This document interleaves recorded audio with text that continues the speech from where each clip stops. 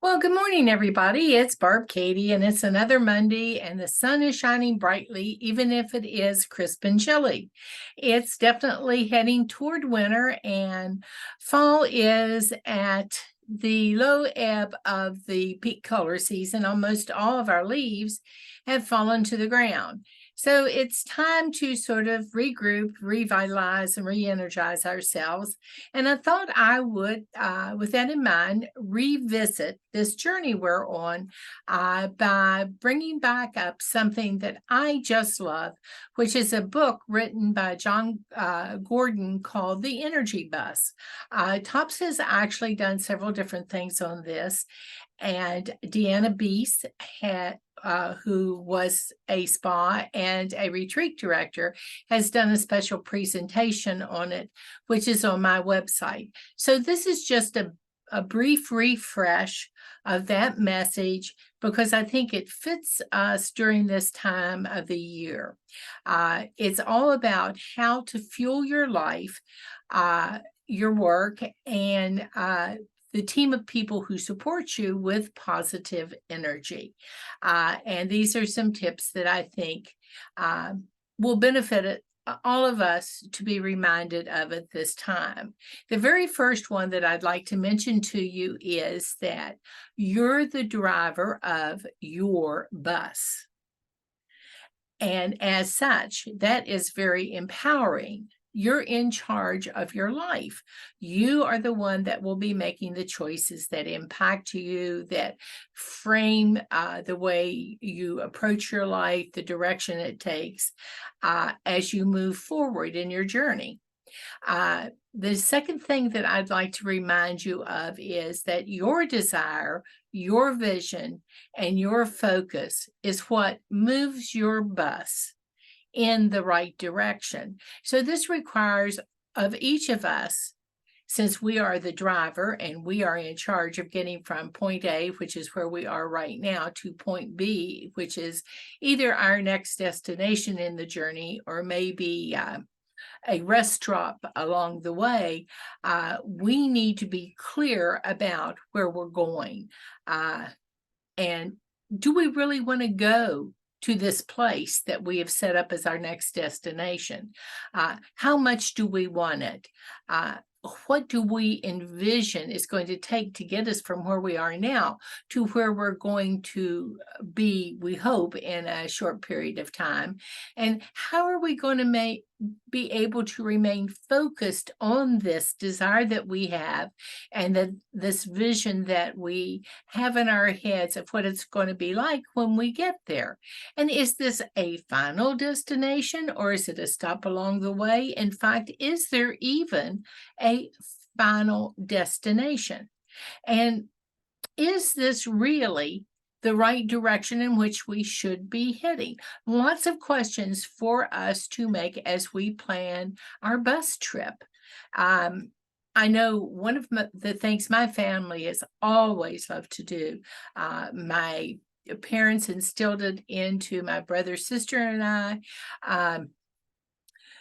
We instilled it into our children as they were growing up, was the joy of a road trip. It was something we did as a family almost every weekend. And a lot of the tips that I'm sharing today, I actually recall those road trips. There were certain rules of the road trip that we embraced as a family. First of all, you had to be in a good mood to get in the car to go on the trip. If you were going to be a grumpy Gus, then you probably were going to stay home with grandma or somebody else and not ruin the trip for other people on the bus. And that was really important because, sometimes especially if you're young and you're sitting in the back seat, there's a lot of controversy that goes on back there. She's touching me. He's on my side. Make him stop. You know the drill. So anyway, all those things were sort of going through my mind as to who I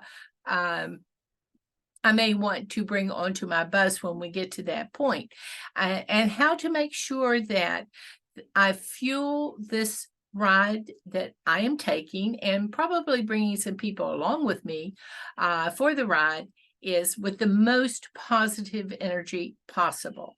We certainly don't need negative energy when we're taking a trip where, by definition, you're in a confined space for a long period of time, and it's important that everybody be working toward a common goal and get along and be supportive of each other. So first of all, I'm in charge because I'm driving the bus, and I've got the keys to turn the engine on, and I've got the keys to lock the door. Second of all is, where do I want to go, and do I know how to get there? How much do I want to get there? What does that place look like? And how do I keep my focus and not get distracted as I move along in the direction of my bus trip? And especially since this is a journey of my life, it's very, very important that I fill this bus full of positive energy as I go along, so that I don't lose my desire to reach this goal I have set for myself. So then we need to really evaluate more closely who we're inviting on our bus. And one of the things that will really help when you invite people on your bus to go on this ride with you is that they share your vision of what the road ahead is going to be like. If they want to go in a different way, conflicts can arise. Bad advice can follow.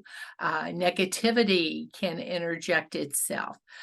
So do people who share your vision get on your bus? Do you let people on your bus that don't share your vision? And why would you? Since it's your bus and you're in charge and you decide who gets to hop aboard. So inviting people on your bus and sharing your vision with them for the road ahead is another important tip to consider as we move along in our journey. The next thing that I think is really important is not to waste your energy on people who don't want to get on your bus. There are actually going to be some people that say, no, thanks, I don't want to go there. You go ahead, see you around. Don't try to beg them to get on your bus.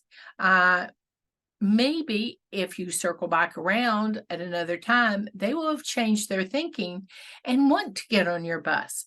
And wanting to do something is a very important step towards succeeding in accomplishing what it is that you have set out for yourself. Instead, fill your bus with like-minded people that won't waste your energy. In fact, who will help build your energy for the joy and the journey that you're on, and that they are on with you because they support where you want to go as well. The next thing that you might want to do to prevent naysayers from getting on your bus is to put a little sign out by the door that says, "No energy vampires allowed." That's really important, and I love that concept from Mr. Gordon's book about energy vampires. We all know them. I'm sure if you think about it, you probably have some energy vampires in your life too, that no matter what idea you bring forward, they've got a way of cutting it down or destroying your enthusiasm for it. They can always be hypercritical. They don't offer an option that might be better for you to consider. They just want to shred into little pieces the idea that you thought sounded like such a good one to help you toward your journey. So no energy vampires around. I think of one of my friends in high school that no matter where you were going as teenage kids, and I was very lucky. I was a teenager who actually worked and paid for a car and was allowed by my parents to take some of my friends with me in the car. But she was one that we tried not to take, because no matter what we did or where we went, she always had a reason, very loudly stated, that that's not where we should go or what we should be doing. And so by the time we got there, all of us were sort of wishing that we had never gone there in the first place, and that we certainly had not taken her with us. She can really be a downer and take the joy out of the journey. And you don't need that person, especially if the journey is a challenging and difficult one that's going to take some time. You want people who are going to be really supportive and encouraging and positive to be going along the way with you. So as we look at how we fuel our life and we work toward a goal we have set for ourselves, and who we bring along to ensure that we have plenty positive energy, try to make sure that those energy vampires do not slip onto your bus. And if they do, you may need to stop at the next roadside resting place and ask them to please exit your vehicle. The next thing is enthusiasm attracts more passengers and energizes them during the ride. Are you excited about the journey you are on? And do you convey that passion and that excitement to those people who want to join to help and support you in your journey when they onboard the bus? That's really, really important, that you clearly communicate how you feel about this journey, that you believe in it wholeheartedly and feel that it is going to benefit your life in a major way and make it a better life for you. And they may see it as something that would make a better life for them as well. The next thing that I think really helps, since none of us really like to go everything alone, we need a little help from our friends almost every single way and every single day, is to love your passengers. Are these people that are on board your bus with you as passengers and fellow travelers in life, people that you care about, and in return, reciprocate that feeling? They care about you. They want the best for you.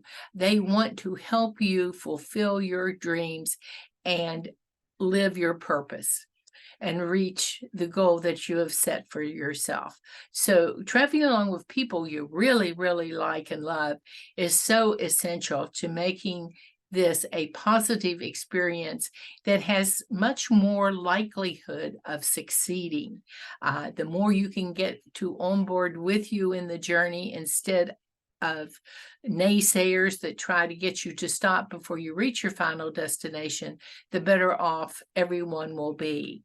The ninth thing I think is to, when you are at the wheel, that you drive with purpose, that you are aware, that you are making good choices as you move along, that you are watching the things that need to be watched for your personal safety and the safety of everyone else, and that you are focused on the rules of the road, if you will, as you continue to move forward.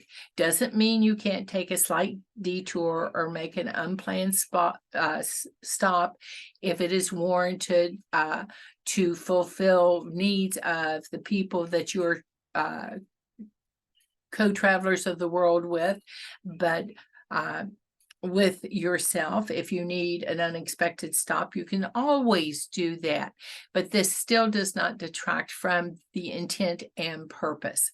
You don't allow yourself to go off on a detour that gets you lost somewhere out in the woods with no road marks to help you get your way back on track and continuing this journey you have set out for yourself.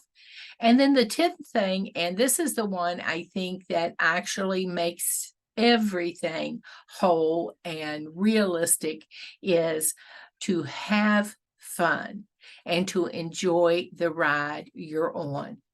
When you filled with your bus with people you love, who embrace the journey you are on and are encouraging you and encouraging each other and willing to see this as one of the best changes everyone has ever made in their life. How much more of a pleasure is it going to be as you travel along to the goal you have set for yourself? You know, this is going to be, as John Gordon mentions in the Energy Bus, the ride of your life. We only get this one trip. We want it to be the very best trip it can possibly be, and we want it to be a long, healthy, happy ride. And when we get to the final destination, whenever that comes, we can look back down the road we've traveled and say, wow, what a trip, and be grateful for every positive experience we have garnered along the way, and knowing that we have stayed true to course and have monitored the course to be a healthy, happy, and satisfying one, not only for just ourselves, but for those people who agree to help and support us and travel with us along the way. So today, make sure your tank is topped off and you have your GPS on and all of your co-travelers ready to onboard and have the ride of your life. I will definitely be looking forward to hearing about it in the days to come as you share your successes. So for now, I'm going to say, have a good one, and I will talk to you later. Bye-bye.